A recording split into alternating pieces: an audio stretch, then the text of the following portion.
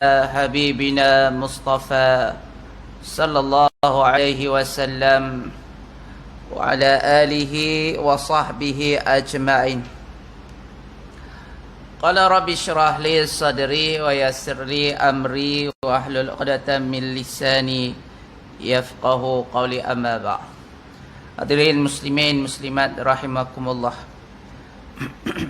Malam ni kita merujuk muka surat 513, iaitu dalam perbahasan sudut hukum dari peristiwa sulh, yakni peristiwa perdamaian Hudaybiyah.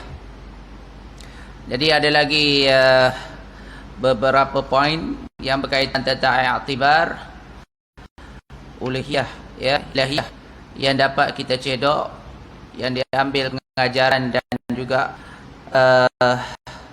moral of the story, ya. Jadi kita mengambil beberapa hukum dan juga beberapa i'tibar. Iaitu kita masuk yang keempat, hukum berdiri pada seorang yang duduk. Apakah hukum seorang yang berdiri sedangkan pemimpin itu, VVIP itu dalam keadaan duduk? Jadi sebab dalam peristiwa Hudaybiyah ni, Nabi sedang buat perjanjian dengan wakil daripada kafir Quraisy. Ketika itu Rasulullah sedang duduklah. Jadi ada sahabat-sahabat yang berdiri mengelilingi Rasulullah. Maknanya Rasulullah duduk, ada sahabat yang berdiri di samping Rasulullah. Jadi apa hukum? Sebab kita tak faham benda ni, sebab kita tak rasa apa-apa. Dia sudah hukum, ya, kita kata apa masalahnya berdiri. Jadi sebenarnya dia ada kait tentang hukum. Anda telah baca dan dimaklumkan bahawa Mughirah memegang pedang. Jadi seorang sahabat ni namanya Mughirah. Dia pegang pedang.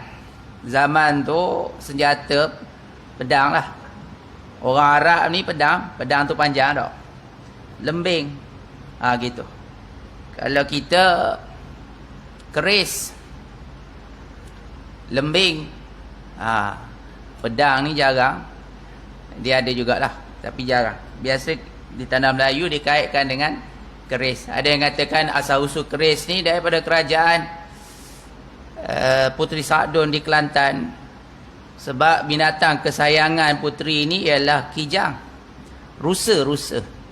Jadi keris ni diambil daripada tanduk rusa tu. Bentuk dia tu, ya, bentuk dia macam ada bunga-bunga, ada lenggok-lenggok tu. Jadi daripada itulah diciptanya keris. Wallahu a'lam lah. Dan ulama-ulama kita yang dimuliakan di kalangan sahabat, ya, dia nak cuba nak jatuhkan air muka Nabi ni di depan para sahabatnya. Tapi Mughirah duduk kat situ, dia ketuk dengan pedang dia.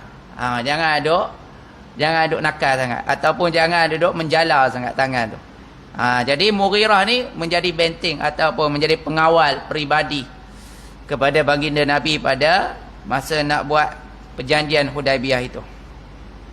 Mughirah mengetuk tangannya dengan pedangnya yang bersarung. Apa maksud bersarung? Maknanya, ya, bersarung ni perdamaian lah. Bukan nak perang, tapi bersiap sedia.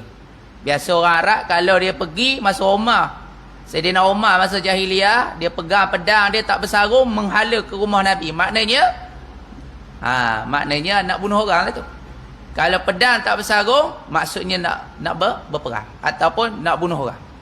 Sebab tu masa Nabi pergi Hudaybiyah tu dengan para sahabat, bersama dengan senjata yang bersarung, memberi satu signifikan bahawa perjalanan Nabi dengan para sahabat adalah untuk menunaikan umrah, bukan untuk berperang. Gitu dia punya alamat. Dia ada tanda-tanda dia lah. Dia ada tanda-tanda dia. Macam kita dengan pemakaian. Ya, ulu balang, panglima diraja, dia duduk kat singgah-sana, ada pakaian persalinan masing-masing. Jadi dia menunjukkan kedudukan masing-masing. Begitu juga pedang, ya, ataupun keris. Dia ada berbeza-beza bentuk hulu dan sebagainya untuk menunjukkan tahap kedudukan bangsawan dia. Jadi Mughirah berkata kepada Urwah tadi, wakil daripada Quraisy, kafir Quraisy, surutkan tanganmu daripada muka Rasulullah sallallahu alaihi wasallam. Ya, maknanya undur. Jangan duk main janggut orang. Ya, yang kamu duk main itu Rasulullah, utusan Allah, kekasih kami semua. Ya, dia bagi suatu amaran yang tegas kepada Mughirah, kepada Urwah. Kami telah sebutkan, yang ini penulis menyatakan, pada kisah Ghazwatul Bani Quraidah, bahawa tidak disyariatkan berdiri kepada seorang yang duduk. Masa kita duk bahaskan tentang perang dengan Bani Quraidah, ada dah di situ diterangkan tentang tidak disyariatkan berdiri. Kerana berbuat demikian itu adalah satu cara penghormatan yang dilakukan oleh orang-orang bukan Islam yang tidak diterima oleh Islam. Jadi dia adalah satu sunnah, ya, orang-orang kafir, orang-orang jahiliyah. Bila pemimpin mereka duduk bangun berdiri, ya, memberi sebagai suatu gambaran bahawa pemimpin mereka ni dengan penuh kesombongan, dengan penuh ketakburan, ya, kegahan dan sebagainya. Jadi dalam Islam tidak dibenarkan berdiri sedangkan pemimpin itu duduk. Itulah cara penghormatan yang dilarang oleh baginda Nabi sallallahu alaihi wasallam berdasarkan sabdanya. Jadi Nabi ada melarangkannya. Ada larangan-larangan di dalam Islam. Sebab tu dijadikan tajuk ni supaya kita faham. Kalau tak dibahas, kita pun tak tahu. Tak berdiri. Barang siapa yang gemar supaya manusia menghormatinya dengan berdiri, maka bersedialah dengan tempat duduknya dalam neraka. Tetapi mengapa sudah bercanggah dengan hadis ini? Dia ada orang pemimpin-pemimpin ni, kalau dia duduk, dia nak orang lain berdiri sebagai tanda menghormati diri dia. Nak gambarkan dia ni pada kedudukan label kayangan yang maha tinggi lah. Ya. Jawabnya bahawa ini adalah dikecualikan daripada larangan tersebut dalam hadis yang umum itu, kerana keadaannya yang khusus. Jadi larangan tu berbentuk umum, sedangkan perbuatan Rasulullah pada perjanjian Hudaybiyah ni dalam bentuk takhasus ataupun dalam bentuk khusus.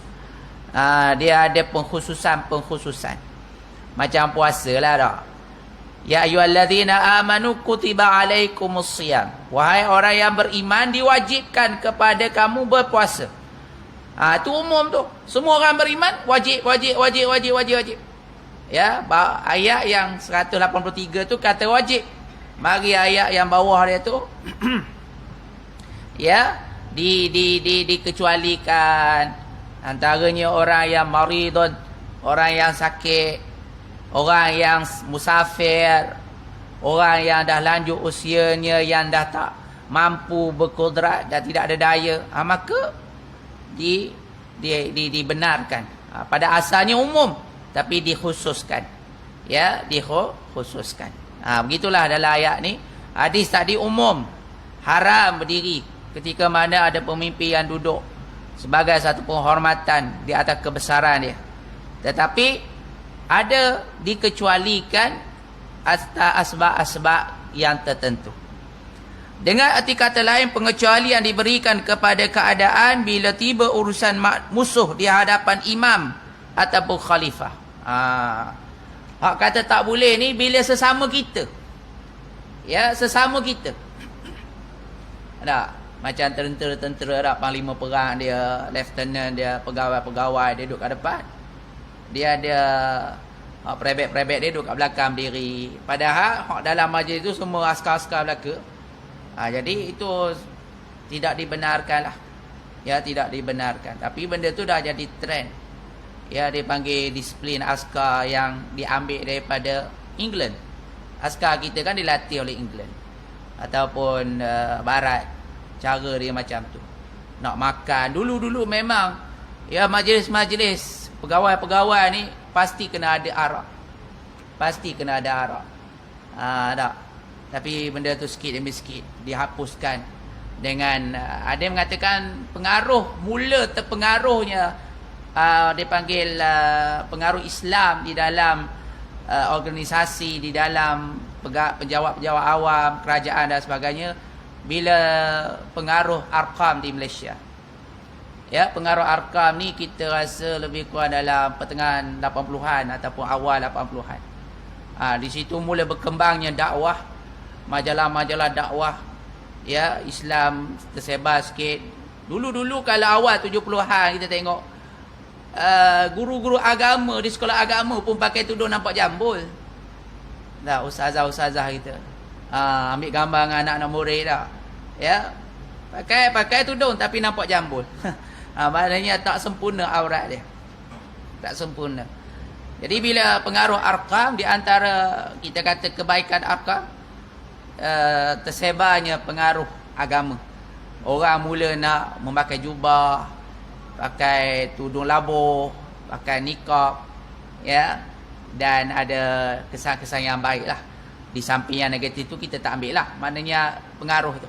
Jadi daripada itulah berlakunya islamisasi ilmu, islamisasi di dalam pendidikan dan sebagainya.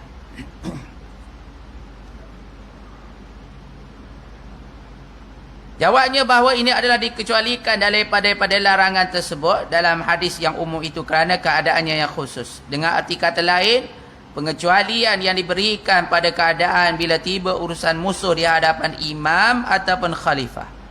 Di ketika itu tidak mengapa jika seorang askar ataupun pengawal berdiri mengawalnya yang sedang duduk, kerana memperlihatkan kebesaran dan kemuliaan Islam dalam mengawalnya, juga mengawal imam dari perkara-perkara yang tidak diingini yang mungkin berlaku.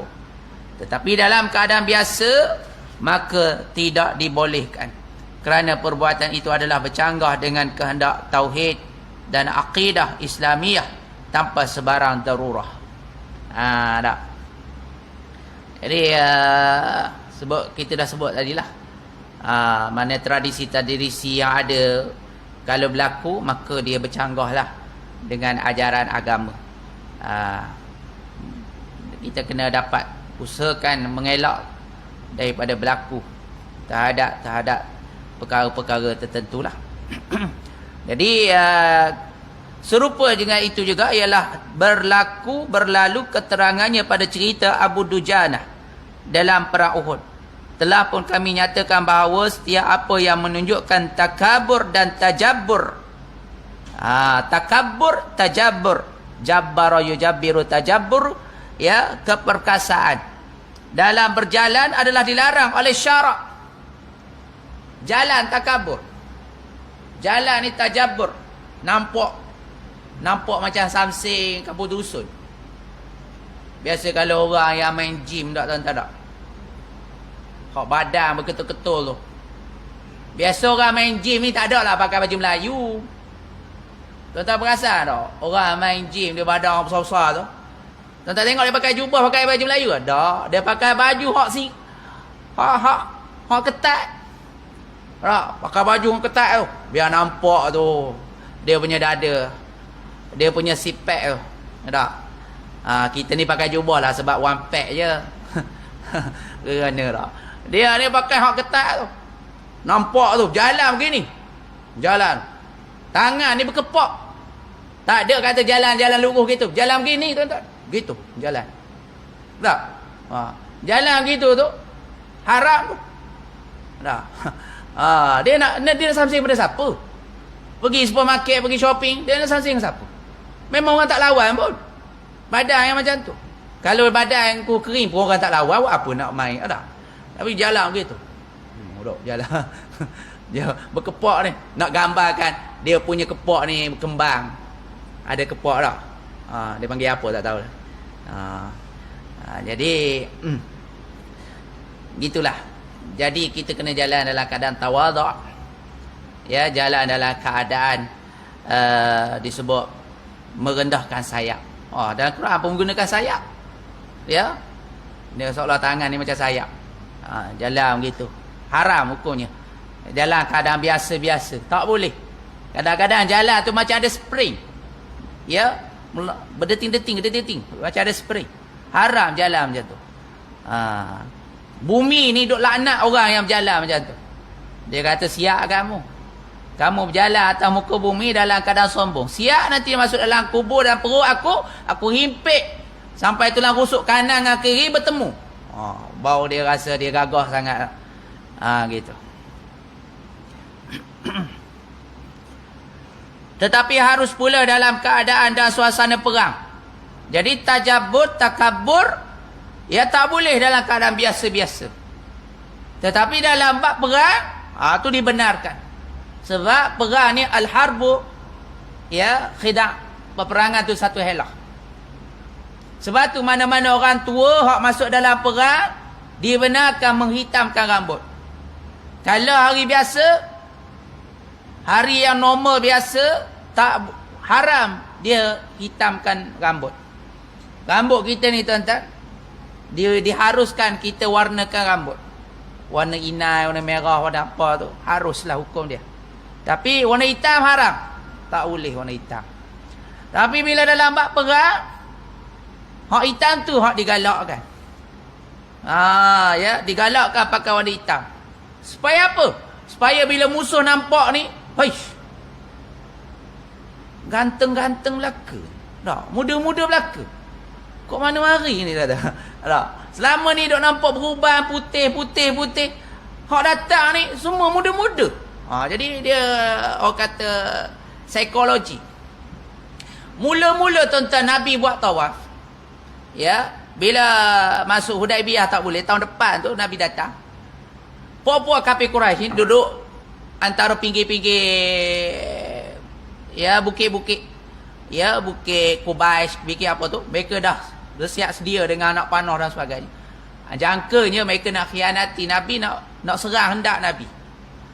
Jadi para Nabi dan para sahabat ikut. Maka ketika itu Allah perintahkan supaya berlari. Sebab mereka dok tengok, alah, jalan pun lemah, lonlai macam tu. Tak? Jadi datang malaikat suruh berlari. Biar nampak semangat, biar nampak cergas.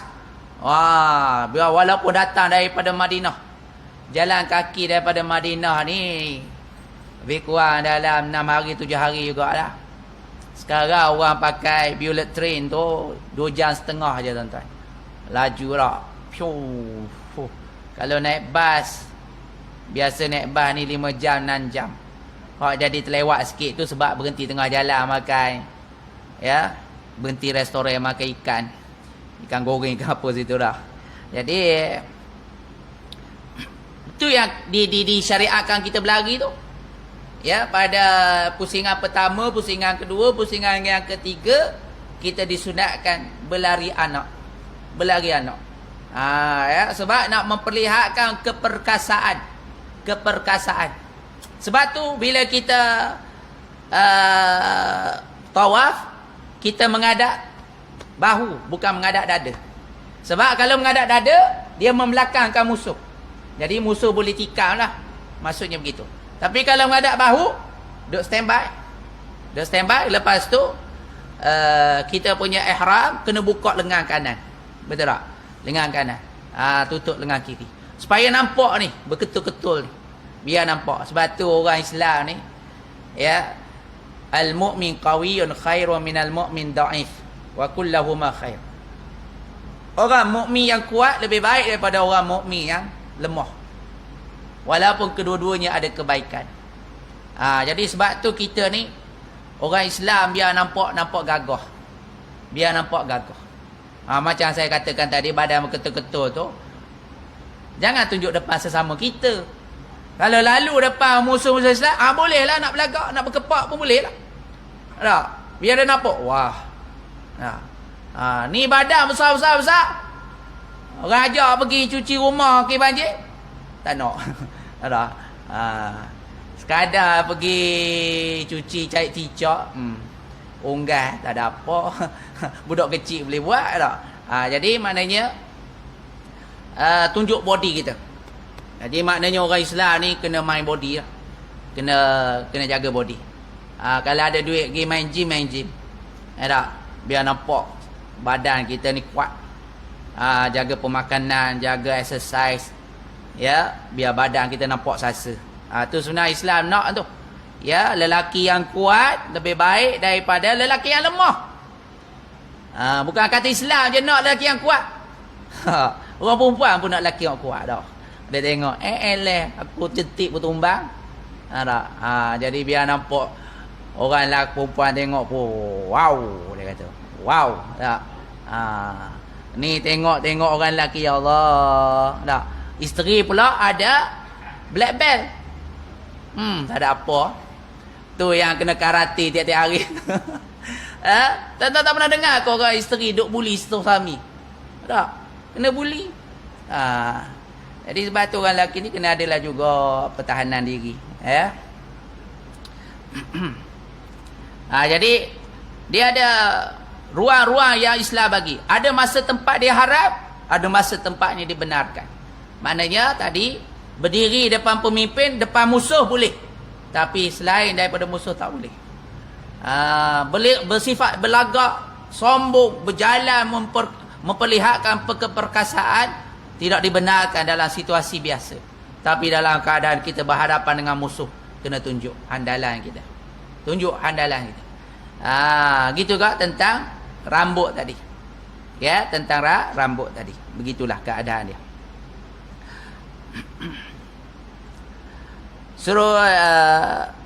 Telah pun kami katakan bahawa setiap apa yang menunjukkan takabur dan tajabur, keperkasaan dalam berjalan adalah dilarang dalam Islam. Tetapi harus pula dalam keadaan dan suasana perang. Dikhususkan atau dikecualikan keadaan tersebut dengan dalil sabdanya Nabi sallallahu alaihi wasallam terhadap lagak berjalannya Abu Dujanah. Maksudnya cara berjalan itu dibenci oleh Allah kecuali di tempat ini. Kecuali di tempat ini. Maknanya ketika itu Nabi bercakap di dalam suatu medan peperangan. Ya, medan peperangan. Sebab tu hadis-hadis ni bila kita nak menterjemahkannya ataupun nak mensyarahkan, kita juga kena faham asbabun nuzul hadis tu. Ya, konteks dan konten hadis tu diucapkan oleh Rasulullah dalam ketika apa. Kan Nabi sebut aku ni diutuskan an uqatilan nas hatta yashhada an la ilaha illallah wa anna muhammadar rasulullah ya illa bihaqqil islam. Aku diutuskan untuk membunuh manusia kecuali mereka yang mengucap tiada Tuhan melainkan Allah, Muhammadur Rasulullah, dengan hak Islam. Jadi kalau kita baca hadis tu, maknanya kalau jumpa orang nak bunuh lah ni. Nak bunuh. Tak, Nabi cerita tu dalam peperangan. Ya, Nabi diutuskan untuk membunuh manusia sebab duk perang dengan orang kafir. Orang itu kafir, dia lawan Islam. Dia serang Islam. Maka Nabi sebut hadis tu. Aku diutuskan untuk membunuh manusia sehinggalah dia mengucap la ilaha illallah Muhammadur Rasulullah dan illa bihaqqil Islam, dan dengan hak-hak Islam. Barulah kita pun dapat faham. Nanti orang kata, oh Islam ni suka bunuh orang rupanya. Tak. Kita kena faham dari segi asbab diucapkan perkataan itu. Gitu.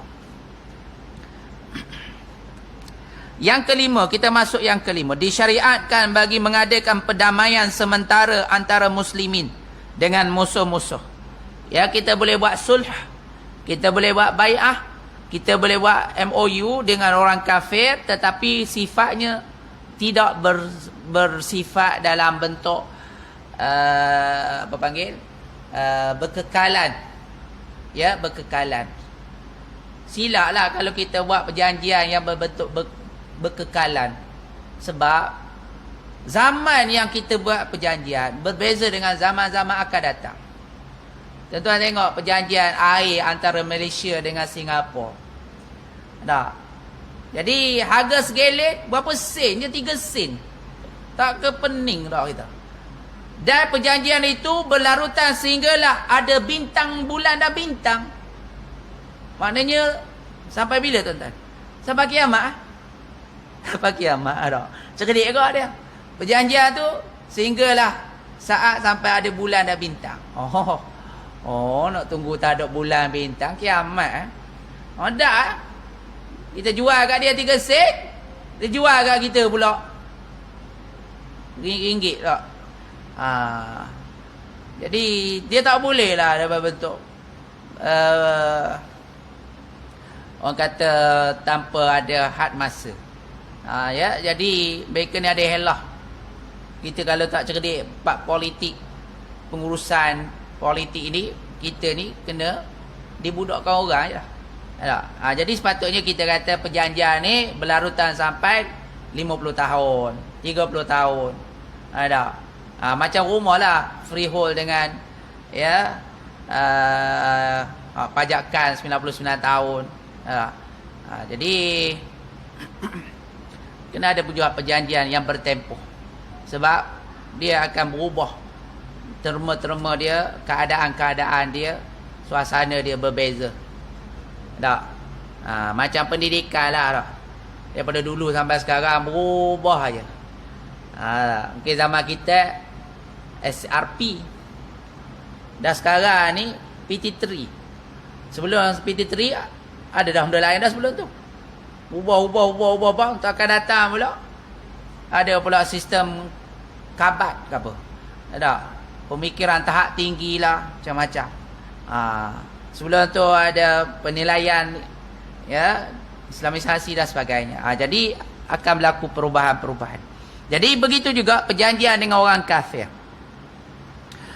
Para imam dan ulama menjadikan pendamaian Hudaybiyah sebagai dalil kepada harusnya mengadakan pendamaian sementara antara muslimin dan musuh-musuhnya yang berperang hingga kepada satu tempoh tertentu.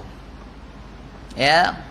Sama ada sewaktu perjanjian sementara itu pihak muslimin mengambil apa-apa ganti rugi daripada pihak musyrikin ataupun tidak. Perjanjian sementara Hudaybiyah itu berdiri tidak ada sebarang ganti rugi daripada pihak musyrikin ataupun tidak. Perjanjian sementara Hudaybiyah itu sendiri tidak ada sebarang ganti rugi. Adapun mengambil ganti rugi dikiaskan dengan yang pertama tadi, iaitu hanya harus atau dibolehkan tanpa ganti rugi. Maka dibolehkan mengambil ganti rugi. Jadi ada atas ya isi kandungan perjanjian. Ya, itu dibenarkanlah dalam perbincangan. Adapun apabila perjanjian damai itu pihak muslimin yang mesti membayar dengan harta benda muslimin, maka tidak harus di sisi jumhur ulama muslimin, kerana masih ada anak-anak kecil yang menjadi tanggungjawab. Di sana tidak ada dalil yang sabit daripada Al-Quran ataupun As-Sunnah membolehkan yang demikian itu, kecuali jika keadaan sudah memaksakan kerana khawatir boleh berlaku kebinasaan dengan pembunuhan atau ditawan menjadi hamba, maka dibolehkan membayar, sama seperti harus orang-orang tawanan membayar tebusan diri dengan wang ataupun harta benda. Tak. Jadi tengok kepada maslahah. Kalau maslahah tu tak perlu bayar, tak bayar. Tapi kalau tak bayar, mereka perangi kita, mati lah. Macam dulu kerajaan Melayu bagi ufti kepada kerajaan Thai. Ya. Tapi yang menyebabkan last kali berlaku peperangan antara kerajaan Kedah dengan Thailand, kemudian dibantu oleh British ya, di pihak Thailand, sekali habis tanah Melayu yang di bawah tu, di bawah kerajaan Kedah, termasuklah Patani, ya, termasuklah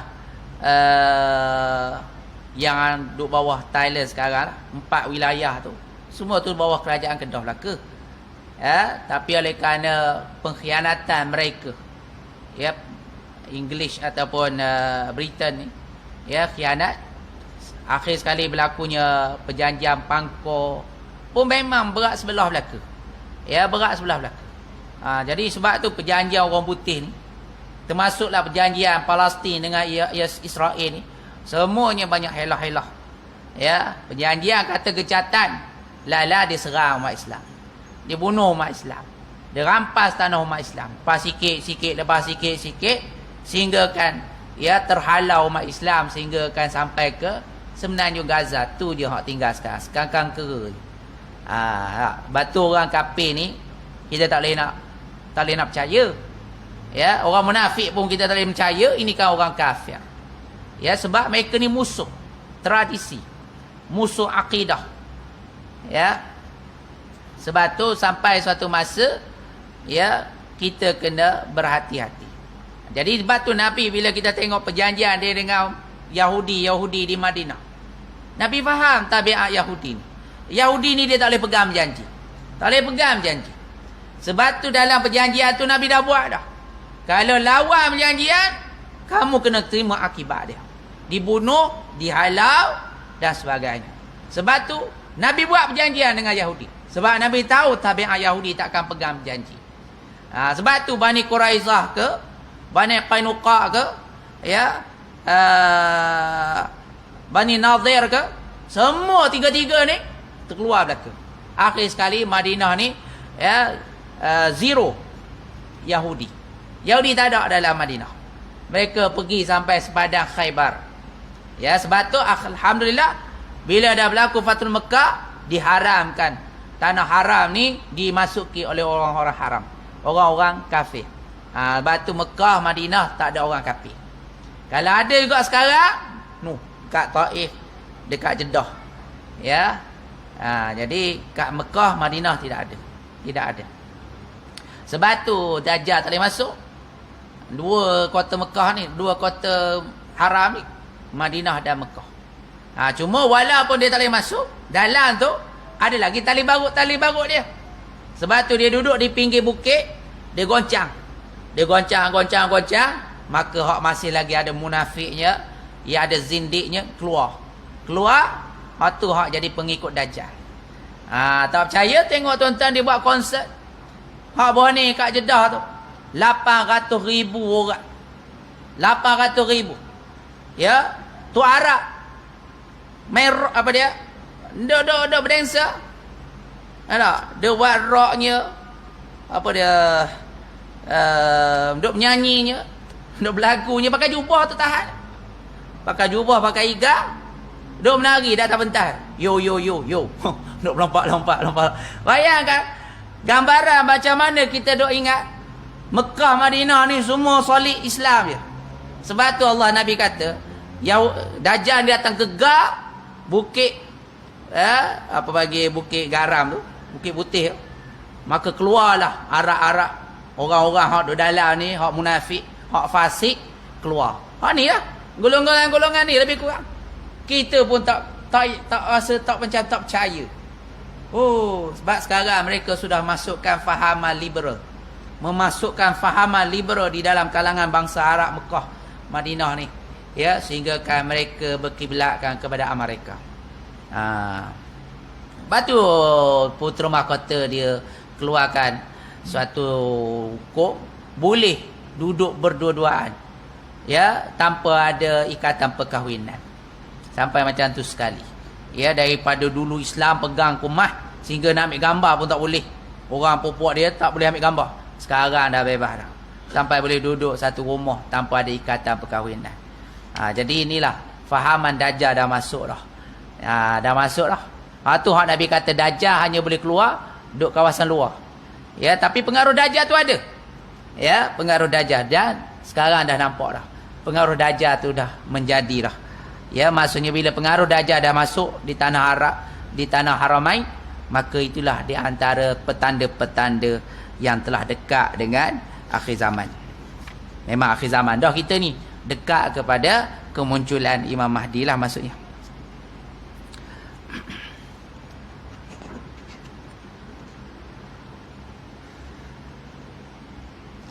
Baik, kita tengok yang keenam. Asy-Syafi'i dan Ahmad radhiyallahu anhu juga. Ramai para imam berpendapat bahawa perjanjian damai itu tidak boleh selama-lamanya. Ia mestilah bersifat sementara dalam satu masa yang ditentukan. Tidak boleh lebih daripada 10 tahun. Berdasarkan kepada tempoh yang dijanjikan oleh baginda Nabi sallallahu alaihi wasallam dalam perjanjian Hudaibiyah. Jangan bagi lama. Ya. Dia kena ada orang kata perjanjian yang diperbaharui. Maknanya masa diperbaharui ada terma-terma tertentu yang perlu dikaji balik. Ya, dikaji. Sebab tu bila kita nak sewa kedai, nak sewa rumah pun, Tak? Kan dia ada perjanjian sampai 3+1 ke apa ke. Sebab bila sampai tempoh perjanjian tu 5 tahun ke, maka dia akan naikkan balik sewaan ke ataupun apa-apa terma-terma yang difikirkan munasabah pada masa itu. Begitu. Jadi begitu juga dengan orang kafir. Jangan kita buat perjanjian secara permanent, ya, selama-lamanya. Jangan. Ya, kita kena ada tahap-tahap tertentu. Tempoh-tempoh tertentu. Ketujuh, syarat-syarat pada mengikat perjanjian damai sementara terbahagi kepada sahih dan batil. Yang sahih ialah setiap syarat yang tidak bercanggah dengan nas Al-Quran atau sunnah Nabi sallallahu alaihi wasallam. Umpamanya disyaratkan pada pihak musuh membayar wang ataupun harta ataupun membantu muslimin di ketika yang dihajatkan. Atau disyaratkan kepada pihak musuh supaya mereka memulangkan kembali orang-orang muslimin yang datang kepada mereka ataupun memberi keamanan. Para imam fiqh telah memutuskan sahnya syarat yang akhir ini, kecuali Syafi'i. Beliau mensyaratkan supaya orang muslim yang berada di kalangan musyrikin itu ada keluarga yang melindunginya. Dengan alasan Nabi telah bersetuju dengan syarat ini di masa perjanjian dengan Quraisy. Tak tengok. Sebab tu masa perjanjian tu sahabat-sahabat tak faham. Yang dipanggil maqasid ataupun perjanjian yang Nabi buat itu dalam bentuk long term, ya. Dia punya kebaikan tu menjangkau ke hadapan. Jadi sahabat duk tengok bahawa ini merugikan Islam. Maksudnya macam mana tuan-tuan? Hak mana-mana kafir Quraisy daripada Mekah pergi ke Madinah, kena hantar balik. Hak mana-mana orang Islam daripada Madinah pergi ke Mekah, jangan hantar. Jadi tak, macam orang kata tak seimbang. Dia kata macam kita menyerah pada orang kafir. Sahabat-sahabat tak boleh nak terima. Antaranya Umar tak boleh nak terima. Akhir sekali berlaku. Ya, berlaku. Hak Nabi nak sebutnya bahawa hak mana-mana orang Islam hak lari ke Madinah, hantar balik. Kenapa tuan-tuan? Sebab orang Islam ni, ya, bila dia hantar balik dengan akidah dia, dengan keislaman dia tu, dia boleh mendakwahkan balik keluarga-keluarganya yang berada di Mekah. Hak mana-mana orang Madinah dia nak lari ke Mekah, biar pergi larilah. Sudah pasti hak nak lari itu orang fasik, orang munafik, orang yang kurang iman dia, pergilah. Baik kamu tak payah duduk dengan Islam. Tu maksud Nabi. Ya. Azan dia.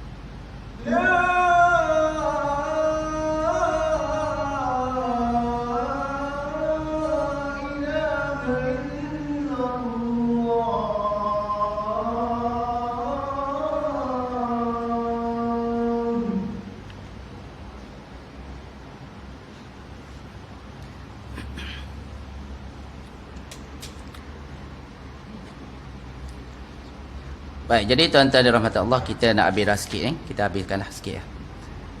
Jadi tadi kita dah faham bila kita buat janjian dengan orang kafir, ada syarat yang dibenarkan dan ada syarat yang tidak dibenarkan. Maksudnya syarat-syarat yang kita nak berjanjian memastikan bahawa ya tidak berlakunya percanggahan dengan hukum syarak. Itu kena letak. Yang kedua, memastikan Islam tu menang. Islam tu dominan. Ya. Jangan menyebabkan Islam tu jatuh. Nak buat mesyuarat, nak buat perjanjian. Sebab tu kita tengok perjanjian orang kafir hari ni, kita letak syarat. Syarat ya memenangkan Islam ataupun tidak merugikan Islam. Ataupun paling kurang win-win situation. Ya, sama-sama mendapat kebaikan. Begitu. Ni bila musim banjir ni tuan-tuan. Bila ada sukarelawan daripada orang Hindu, India, dia pergi bersih surau atau masjid. Tak. Baguslah. Kita taklah alu-alukan, tapi baguslah. Tapi saya dengar kemarin ada daripada satu universiti hantar pula sebuah bas ke apa pergi ke kuil untuk membersih kuil. Ya, sudah pastilah bercampur umat Islam, orang Islam. Jadi itu haram.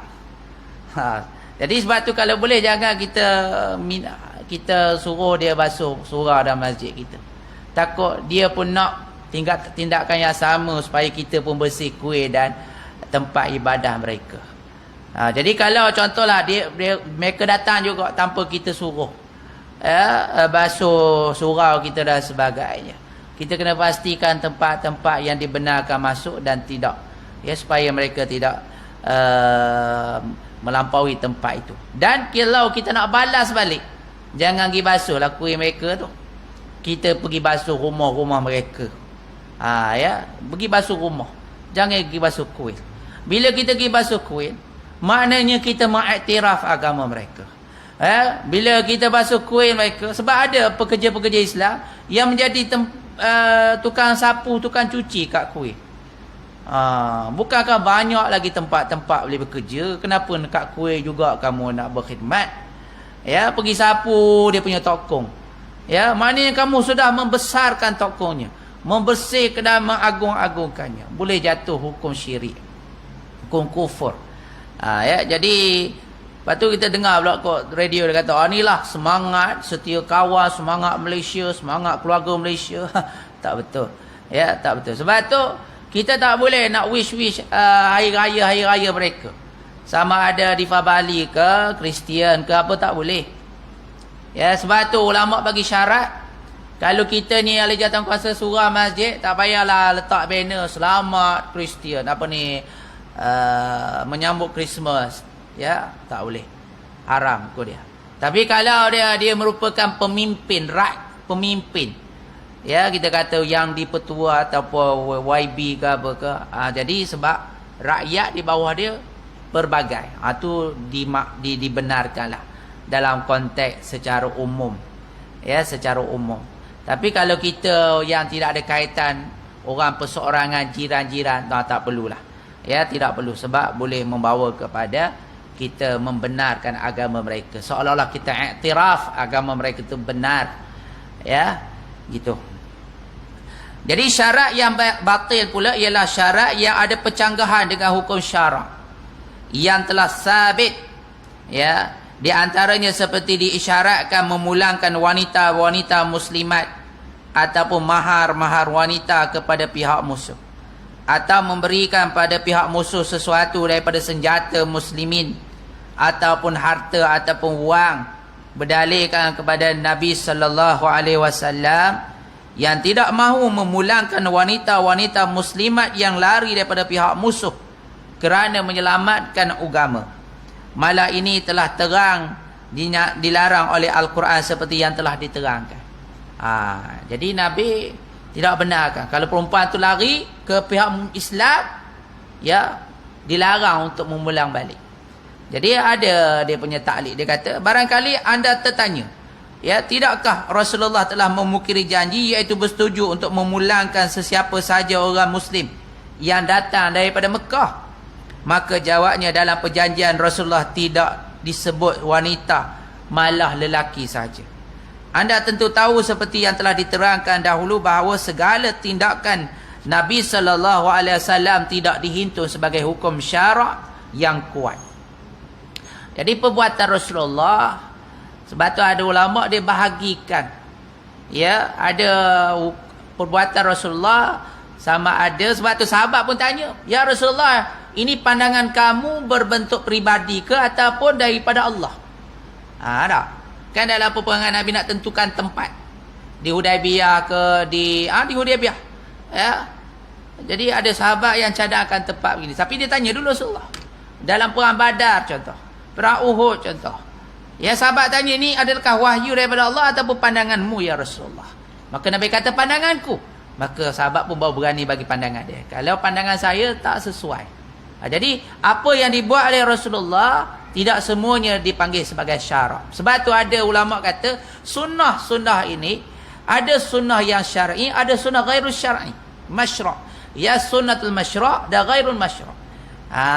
Contohnya sunnah kita bersugi dengan pakai kayu sugi. Adakah sunnah itu masyra'? Tak. Jadi sebab zaman itu orang memang pakai, orang Arab jahiliah pun pakai benda tu juga. Jadi Nabi daripada budaya dia, Nabi teruskan pakai. Jadi itu bukan sunnah masyra', tapi sunnah ghairul masyra'. Jadi kalau zaman kita nak pakai buruh gigi, tak jadi masalah. Tetapi kita mengambil di atas dasar keberkahan, atas dasar ittiba'ur rasul, di atas dasar keberkatan dan cinta dan kasih. Itu lain pula.